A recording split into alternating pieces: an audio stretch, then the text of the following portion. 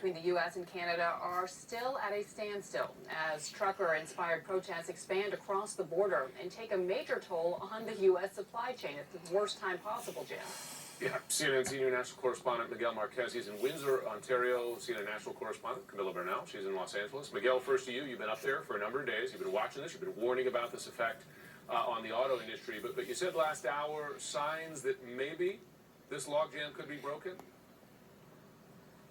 Well, a couple of things are happening right now. The protesters here, and this is sort of the main group of protesters, they've opened a lane. Emergency workers and the authorities have asked them for several days now to keep a lane open so that emergency vehicles can get through if necessary. So they've just done that. Protesters saying this is a sign of good faith on their part. Other protesters saying we're caving in and we shouldn't be doing this at all.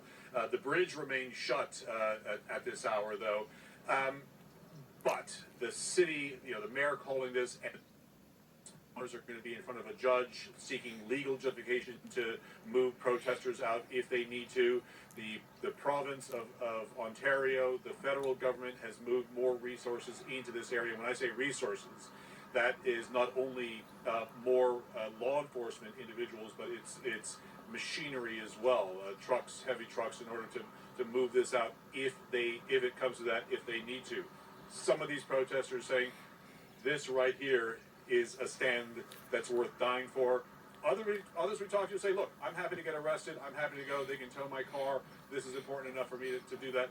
But it's going to be a mix of a lot of different things that law enforcement is going to have when they come here.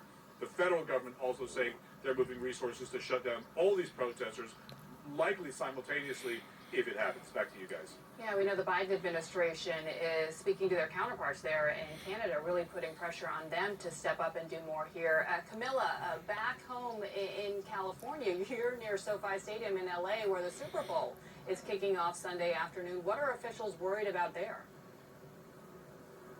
Hey, Bianna and Jim. So officials are really trying to keep track of online forums because that's where these truckers are being encouraged to come to Los Angeles. And so the key here is preparation because they're looking at two different things. First is traffic, which is already bad in Los Angeles. So if you add in a protest, then of course there's the possibility of gridlock.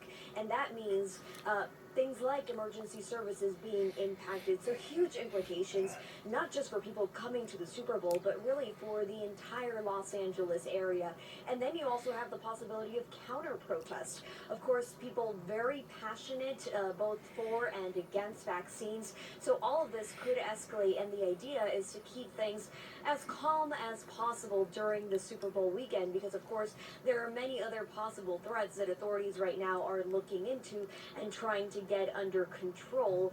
And so what DHS is saying is that it's not only Los Angeles, but these truckers could continue and head to Washington, D.C.